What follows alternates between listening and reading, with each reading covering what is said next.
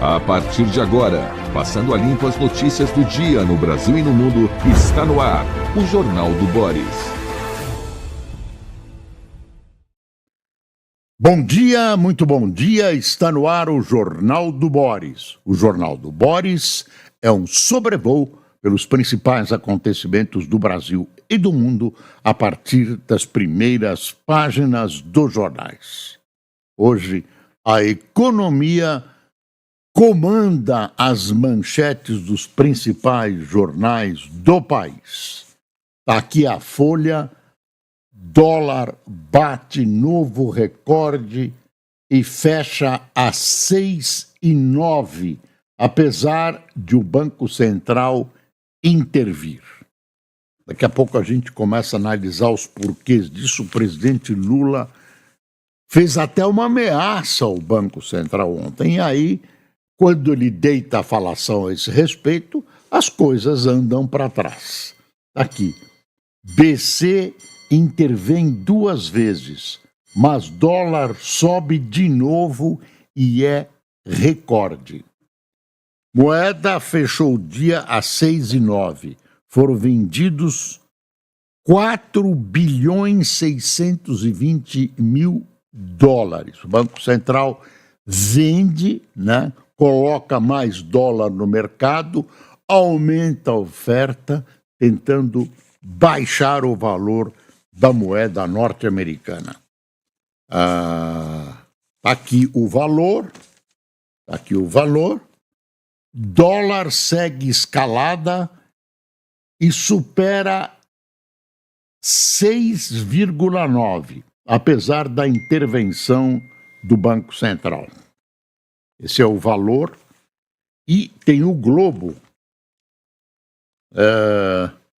Dúvida sobre empenho fiscal do governo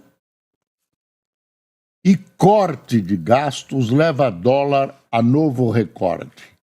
Intervenção do BC foi insuficiente para conter cotação da moeda. Haddad apela para Congresso aprovar sem desidratar pacote de ajuste. Já está desidratado. E se puderem, forças econômicas que atuam contra os interesses da população vão forçar mais desidratação.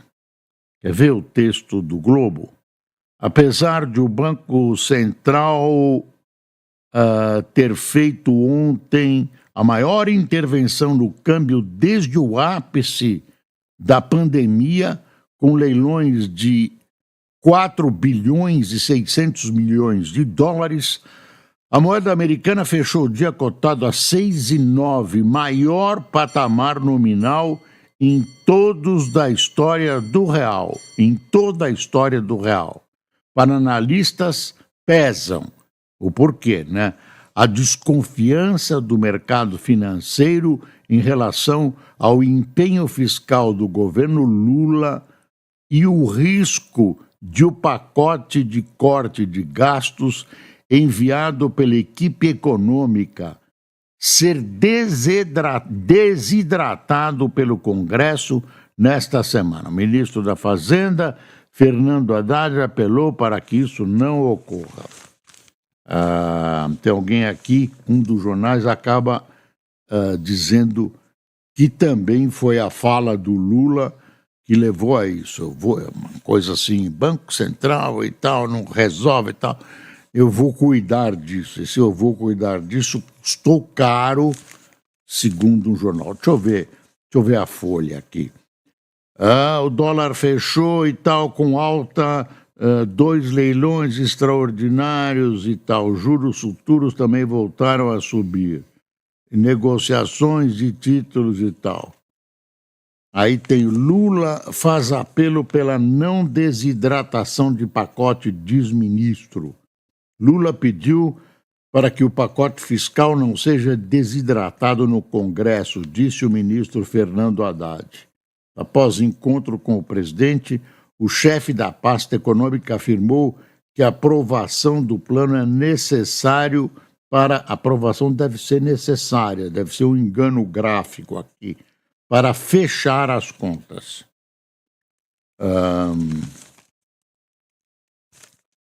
Tem uma foto na primeira página do Globo. Eu tenho o Globo aqui, ó. Aqui. Eu vou pedir para o Fernando mostrar no digital, porque é uma foto meia assustadora, né? Meia de filme de terror, mas aconteceu ontem no Rio e ela acaba sendo muito bonita. Extremos que se encontram. Aí tá. Deixa eu ler aqui que é mais fácil. Após manhã abafada, à tarde o Rio foi atingido por uma ventania e chuva de granizo. Queda de árvore de Natal flutuante em Maricá causou a morte de um operário. A televisão mostrou a árvore e tal, caindo devido à intensidade dos ventos. Aqui o pessoal se arrancou da praia, né? Porque apareceu essa nuvem de filme de terror. Rapidamente, em segundos, as pessoas se assustaram e desabou uma tempestade que causou problemas ontem no Rio de Janeiro. Também tem uma notícia de hoje de manhã que seja talvez o menor país do mundo, Tuvalu, foi vítima de um tufão, e a destruição provocada na região é muito grande. Parece que tem 300 mil habitantes, uma situação grave, um tufão, não, é um terremoto, não é um tufão, é 7 e poucos graus da escala Richter, é uma coisa, ou os dois, é uma coisa que ainda não está claro, não está no noticiário dos jornais, eu ouvi no rádio hoje, na CBN, e estamos esperando detalhes. É um país que, a longo prazo, né, se imagina que possa ser engolido pelas águas do oceano, pode ser engolfado pelas águas do oceano que estão subindo. E é um país, uma ilha. Vamos ver o que vai acontecer. Câmara muda texto e inclui refrigerantes no imposto do pecado. Putz, até que enfim alguém teve vergonha na cara. Vergonha na cara. Alterando mudança feita pelo Senado, deputados devolveram os refrigerantes ao pacote de produtos que pagarão imposto adicional por fazerem mal à saúde, dentro das novas regras que transformam o sistema de tributos sobre o consumo do país. Vou fazer um raciocínio, vamos fazer um raciocínio junto. As pessoas sabem que esses refrigerantes fazem mal. Esses refrigerantes são verdadeiros venenos pelo excesso de açúcar que contém, não tem mais dúvida. O mundo todo democrático não acaba com os refrigerantes, não proibir, mas procura inibir o seu consumo. Uma das maneiras de inibir o seu consumo, sem proibir a fabricação, é aumentar o preço. Então, fica mais difícil, fica caro, cai o consumo e quem ganha é a saúde da população. É assim que se age. Aí vem alguém e inclui o refrigerante, não, os refrigerantes, Coca-Cola, Guaraná, todos os refrigerantes que você conhece, inclui dentro desse chamado, exclui desse chamado imposto do pecado. Estava lá e alguém excluiu. Você acha que essa pessoa excluiu por razões nobres, porque ela acha que Coca-Cola faz bem, que Guaraná faz bem, e que é uma colaboração do Congresso para com a indústria nacional do refrigerante? Você acha? Nada disso. Essa pessoa que fez isso, que eu não sei quem é, pode não ter acontecido, não estou fazendo acusação, mas é bem provável, defende interesses da indústria, sejam eles quais forem. Ele sabe que faz mal, ele sabe que essa providência de taxar, de aumentar o imposto dos refrigerantes é saudável, e ele insiste em manter os refrigerantes fora desse imposto do pecado. Então, eu desconfio das intenções dessa pessoa. Por que ela agiu dessa maneira? Certamente agiu por interesse da indústria. Agora, o que tem por trás dessa ação, eu desconheço, mas desconfio, viu? Desconfio. E outras coisas que vão aparecendo desse tipo. É doloroso ver uma ação desse tipo quando se sabe que a inclusão no tal imposto do pecado representa um lance a favor da saúde da população brasileira, um lance na prevenção de doenças na população brasileira. Então, pelo menos houve um momento de... Porque as pessoas começaram a reclamar, a cidadania grita, né? E gritou. Né? Eu acho que eles se acovardaram e se enquadraram, eu acho. Estão exigindo as emendas parlamentares, a liberação, querem mais, para votar os projetos importantes da economia que estão no Congresso. O governo faz apelos, etc, etc. Eu acho que essa colocação não é uma colocação só política, tem um quê de chantagem. Quer dizer, ou você vota, ou você dá o dinheiro para as emendas parlamentares, não são criminosas em nada. Acontece muita coisa quando elas saem, né, dos cofres públicos e vão para outros cofres públicos e depois acabam em cofres privados e outros mais. Então, usam, né, o fato da não liberação dessas emendas para chantagear o governo. O governo está preocupado. Agora, quando o PT era governo e tinha uma maioria ou algo perto disso do governo, o PT fazia essas coisas também. Olha, e votava, se colocava contra projetos do governo que se sabia que eram projetos corretos e necessários. E dizia, olha, forme a sua maioria. Forme a sua maioria, faz parte da democracia. Faz parte da democracia, mas esse é um caso especial, porque usam um expediente democrático de dizer não, de votar contra, não por uma razão ideológica ou até para brecar o governo, mas para obter do governo uma grana para suas bases eleitorais.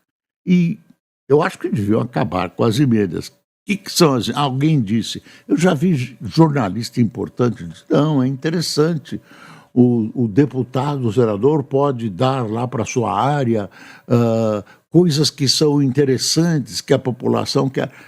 Reduz, pulveriza o dinheiro. Esse dinheiro unido, né, não pulverizado, dado um pouquinho para cada um, pode construir, deve edificar, deve patrocinar programas de interesse de toda a população de uma região inteira do país, não pequenininho, vamos fazer aqui, vamos fazer uma casinha aqui, vamos fazer uma fonte luminosa aqui, até coisas boas, mas tudo pulverizado. Você precisa de uma massa, então não é bom. E mais, sob o aspecto da democracia, quem já é deputado fica com uma vantagem eleitoral sobre quem quer ser, porque não tem, quem quer ser não tem esse dinheiro todo para oferecer para o eleitor. Prisão de Braga Neto acende alerta no Exército sobre Heleno. Também o general de 4 estrelas, ex-chefe do GSI de Bolsonaro, é implicado em casos de trama golpista e da ABIN paralela. Estão cercando, vão de baixo para cima, do lado e tal, para chegar em quem? Vão chegar no Bolsonaro. Tudo indica. Esse é o caminho apontado. Pode escrever, a não ser que as coisas mudem, que aconteça alguma coisa, um inesperado, mas tudo está apontando para o Bolsonaro. Tem uma coisa aqui sobre a qual tenho dúvidas, que é de São Paulo. Revisão de tombamento nos jardins permite condomínio horizontal. Praça em região dos jardins, onde Condemfat facilitou a construção de condomínios residenciais com até 10 metros de altura, desde que tenha aval municipal. Mudança é defendida por parte dos moradores, mas a associação pretende contestá-la na justiça. Eu coloco uma interrogação e pergunto, isso não é para favorecer, as empresas construtoras? Não é para favorecer essa gula, né, da empresa da construção? Será que é uma intenção? Porque eles dizem o seguinte, não, o pessoal está mudando dos casarões, as famílias ficaram menores, os casarões ficam vazios. Será que não seria melhor, por exemplo, permitir escritórios, permitir empresas? Claro, não vai permitir uma fábrica ali, mas um escritório de uma empresa, num desses casarões, em vez de abrir para especulação imobiliária. Eu não sei, eu sempre estranho essa tentativa. E vejo que um dos baluartes da resistência, não é por causa do pessoal rico que mora lá, é porque é cheio de árvores, é um lugar que as pessoas passeiam, é um lugar tranquilo, é uma coisa boa da cidade. Agora vem condomínio horizontal. Hoje falo em 10 metros, amanhã vem um vereador e fala em 11, 12, 13 e tudo.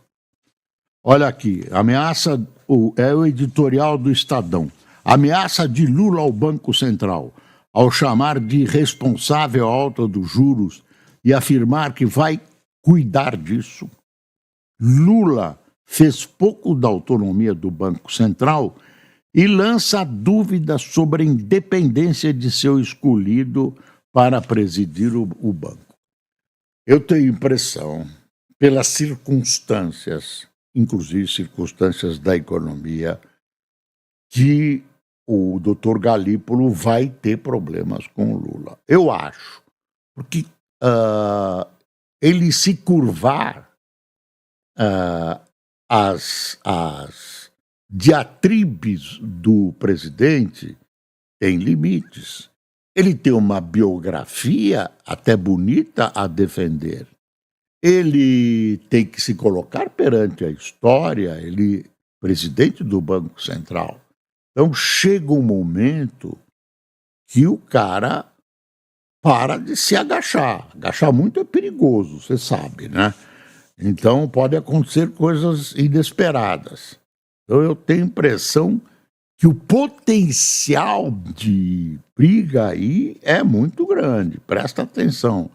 E o Galípolo tem todo esse patrimônio dele a defender, não é assim. O Jorge Ocubaro faz um artigo no Estadão, no Espaço Aberto, Ler pouco, crescer pouco. Baixo índice de leitura significa melhor compreensão do mundo em que se vive e mais dificuldades no acesso a melhores postos de trabalho. Eu colocaria educação, leitura de livros e tal, é consequência da educação, normalmente. Eu acho que a nossa situação é uma educação horrorosa. Eu gostaria até de falar um palavrão, mas não falo. Me segurei. É um horror Uma porcaria, uma porcaria. Teve um concurso aí de matemática e ciências esses dias. O Brasil ficou lá na rabeira, só acima do Marrocos. Que história é essa? Então, não é só dinheiro também, tem uma questão de qualidade.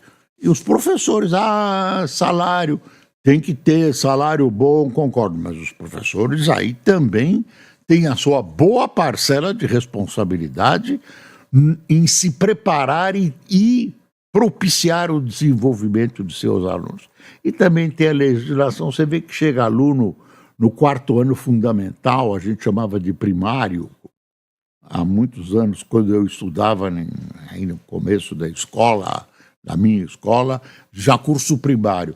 Termina o 4º ano primário, 4º, 5º fundamental, o cara não sabe ler, não está alfabetizado. E quando sabe, não entende o que leu, não sabe interpretar texto. Chega adulto que não sabe. Tem gente que faz vestibular e não sabe. Não tá? Explica isso. A pessoa não consegue explicar. Aí tem um anúncio da prefeitura aqui, respondendo a críticas sobre preços dos serviços nos cemitérios. Esse é o último dos serviços. Aí a prefeitura desmente toda essa história e diz assim que menos 25% foi a queda no preço do pacote social com a concessão de enterro, né? 21 cemitérios serão reformados até 2027. 42 agências funerárias prestam serviço após a concessão, antes eram 13. Então eles estão dizendo que são indevidas as acusações, etc., contra a privatização dos cemitérios. Eu me veio uma história de um muro de um cemitério na Rua da Consolação, que tinha um encrave, tinha um dente assim, que era um pequeno estacionamento. E tinha uma placa colocada pela prefeitura, não era privatizado, que a prefeitura acabou tirando. Estava assim, espaço reservado exclusivamente para os usuários deste cemitério. Acabaram tirando. De repente, os usuários resolviam usar mesmo. Planalto libera 7 bilhões em emendas. Congresso exige mais para votar. Queremos mais! Recursos foram destinados para tentar destravar projeto de corte de gastos do Legislativo, mas parlamentares querem definição sobre fatia de 8 bilhões, espólio do orçamento secreto. Estou vendo uma foto do Lula de chapéu, ele está em São Paulo, está tomando cuidado, está vendo? Não está tão refeito assim, precisa tomar cuidado e tal.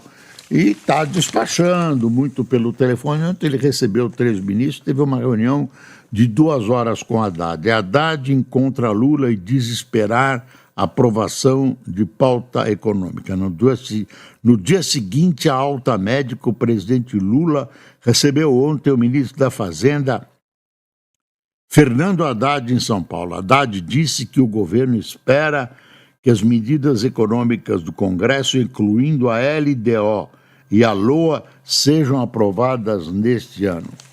Como diria o Datena, espere sentado, ministro, espere sentado. Deixa eu ver. Vou virando aqui o Estadão.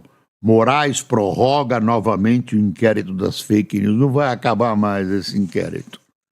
Ministro do Supremo amplia em 6 meses prazo para a conclusão da investigação aberta em março de 2019 e alvo de contestações. É aquilo onde é acusador, vítima e juiz.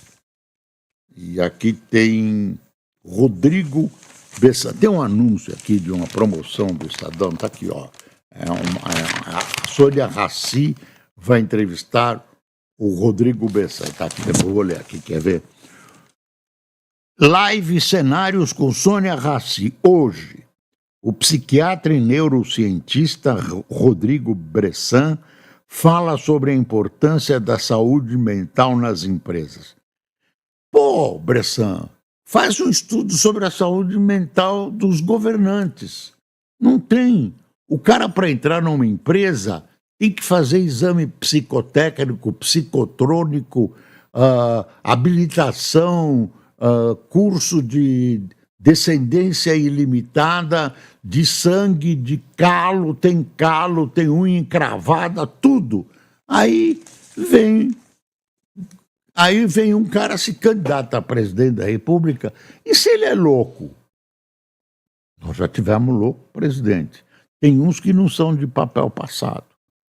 Por exemplo, tem um cara, sempre se preserva, né? A história preserva. Um presidente da República, Delfim Moreira, enlouqueceu no cargo. Aí não queriam tirar por razões políticas. Na época eu não tinha nascido ainda. Você pode não acreditar, mas eu não tinha nascido. Aí o Delfim Moreira enlouqueceu. E foi piorando, né? Naquela época o cara falava, ficou caduco. E, por exemplo, ele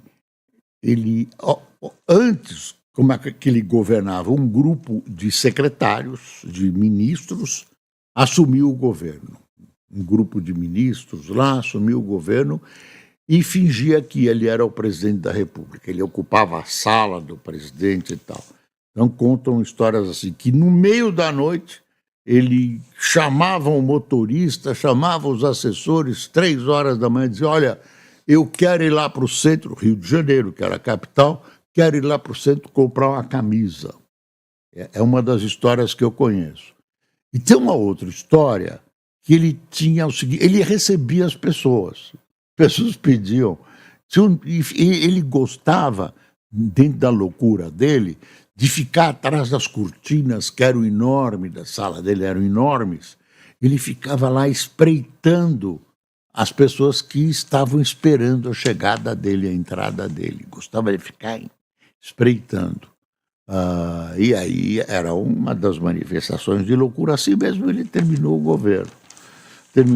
Talvez um louco seja bom, porque, enfim, não aconteceu nada de grave. Delfim Moreira, não confundir com outros Delfins.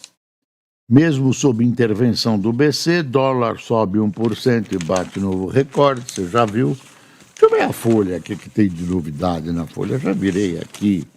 Tem um cara aqui no Estadão, uma pessoa, cara, respeite, né, Boris, dizendo que o governo, a economia do Lula vai na direção da economia da Dilma. Me passou um frio pela espinha.